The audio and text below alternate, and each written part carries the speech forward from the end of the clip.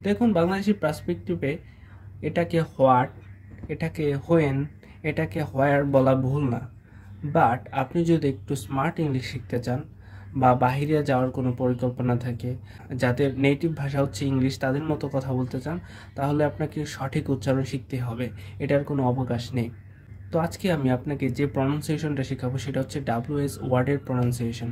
প্রথমেই আমরা এটাকে বলি হোয়াট, বাট এটা আসল উচ্চারণ হবে ওয়াট। ওয়াট, এখানে এইচ সাইলেন্ট থাকবে, এখানে এইচ এর কোনো উচ্চারণ হবে না। ওয়াট, এটা নট হোয়েন, ইটস ওয়েন, এখানে যথারীতি এইচ সাইলেন্ট থাকবে। এটা ওয়্যার, ইটস ওয়্যার, হোয়ার না, ইটস ওয়্যার। এটা which, not which, it's which.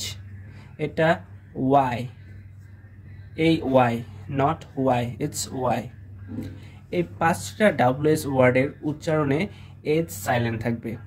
But এখানে যে তিনটা WS ওয়ার্ড আছে, for instance who, whose, whom, এখানে W সাইলেন্ট থাকবে।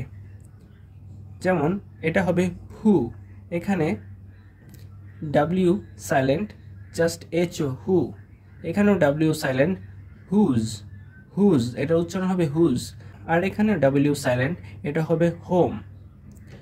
মোট কথা হচ্ছে WS প্লাস AEIY থাকলে এখানে H সাইলেন্ট থাকবে, বাট WS কোশ্চেনের পর ও থাকলে সেখানে W সাইলেন্ট থাকবে। সো এই হচ্ছে WS কোশ্চেনের আসল উচ্চারণ, প্রনাউন্সিয়েশন। আশা করি আপনাদের ভিডিওটা ভালো লেগেছে। এরকম আরও সুন্দর সুন্দর ভিডিও পাওয়ার জন্য আমার ফেসবুক পেজটি ফলো দিয়ে রাখবেন। ইউটিউবে দেখে থাকলে সাবস্ক্রাইব করবেন। আল্লাহ হাফেজ।